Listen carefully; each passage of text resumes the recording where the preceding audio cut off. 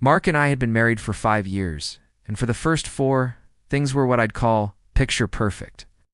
He was a software engineer, logical and steady, while I was an art teacher, more spontaneous and emotional.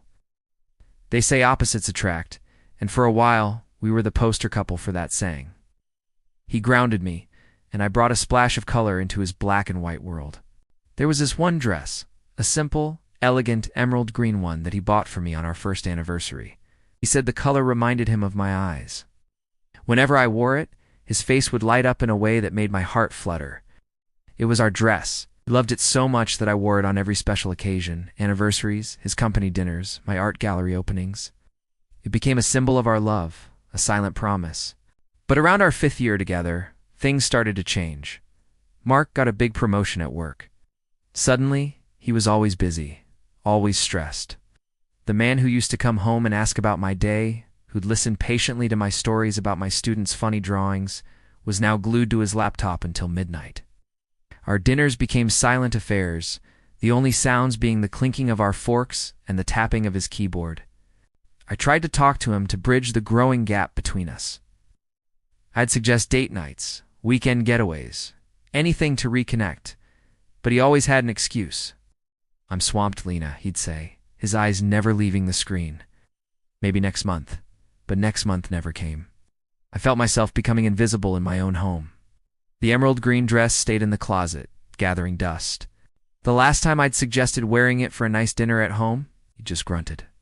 "I have a deadline, Lena. We can't." That was the moment the dress stopped being a symbol of love and started feeling like a relic of a past life. I stopped wearing it altogether. It was too painful a reminder of what we had lost. Loneliness is a strange thing. It creeps up on you, slowly at first, and then all at once it's suffocating. My vibrant world started to feel dull and gray. That's when I met Julian. He was a visiting artist at my school, a painter from Spain with a passion for life that was infectious. He saw the world in vibrant hues, much like I used to. Our conversations started innocently. We talk about art, about brushstrokes and color theory, but soon we were talking about everything else. He noticed the sadness in my eyes that Mark had been too busy to see. He listened, truly listened when I spoke. He made me laugh, a real, genuine laugh that I hadn't realized I'd been missing. With Julian, I felt seen. I felt alive again. One afternoon, Julian invited me to a private gallery viewing for his new collection. It was a huge moment for him, and he wanted me there. "Wear something that makes you feel beautiful," he told me, his warm gaze making me feel flustered. That evening, as I stood in front of my closet, my eyes landed on the emerald green dress. A wave of conflicting emotions washed over me. It was Mark's favorite. It was a symbol of a love that was fading. But as I touched the soft fabric, I didn't think of Mark. I thought of Julian. I thought of feeling beautiful again, so I put it on. Looking in the mirror, I saw a different woman. The dress didn't feel like a painful memory anymore. It felt like a reclamation. I was taking back my own beauty, my own happiness. I wasn't wearing it for Mark, or even for Julian. I was wearing it for me. The gallery was buzzing with energy. Julian's paintings were breathtaking, full of emotion and color. When he saw me, his smile was so bright it could have lit up the entire room. He walked over, took my hand, and whispered, "You look incredible. That color, it's like it was made for you." His compliment felt different from Mark's. It wasn't about ownership or a shared past. It was simply an appreciation of me in that moment. We spent the evening talking, laughing, and celebrating his success. I felt a spark, a dangerous, exhilarating spark that I knew could burn down my entire life. But in that moment, I didn't care. I was just happy to feel warmth again after being cold for so long. As the night ended, Julian walked me to my car. Under the soft glow of the streetlights, the tension between us was palpable. He leaned in, and for a heart-stopping second, I thought he was going to kiss me. Instead, he gently brushed a strand of hair from my face. "Thank you for coming, Lena. It meant the world to me." Driving home, my heart was a tangled mess of guilt and exhilaration. I knew I was standing on a cliff's edge. I had crossed a line, not physically, but emotionally. I had shared a part of myself with another man that had once belonged only to my husband. The dress, Our dress was now part of a new memory, a secret one.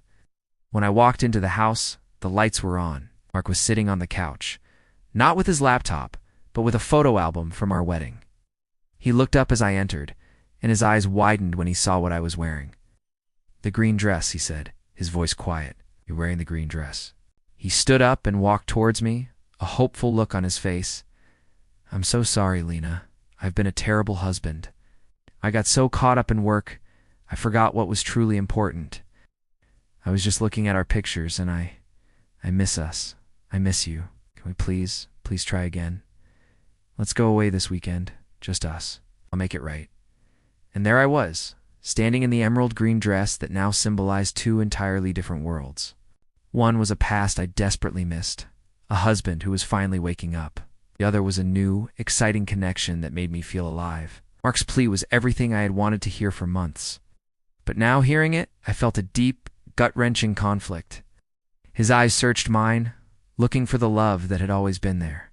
He saw the dress and assumed it was for him, a sign that I was still fighting for us. But he couldn't see the ghost of another man's smile that was still fresh in my mind. He couldn't smell the faint scent of oil paint and wine that clung to the fabric.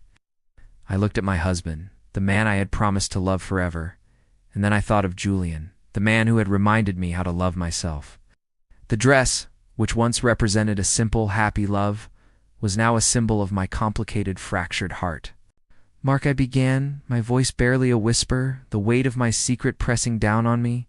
Oh, I knew that whatever I said next would change everything. The choice I had to make wasn't just about two men. It was about which version of myself I wanted to be. The loyal wife willing to rebuild, or the woman who had rediscovered her own colors outside of her marriage. And in that moment, standing in that beautiful, complicated emerald green dress, I honestly didn't know the answer. The silence that followed was the loudest sound I had ever heard. What would you have done in my shoes? Sometimes the right path isn't clear, and every choice comes with a cost. Life and love are rarely as simple as they seem. Thanks for watching, and don't forget to subscribe for more stories that make you think. See you next time.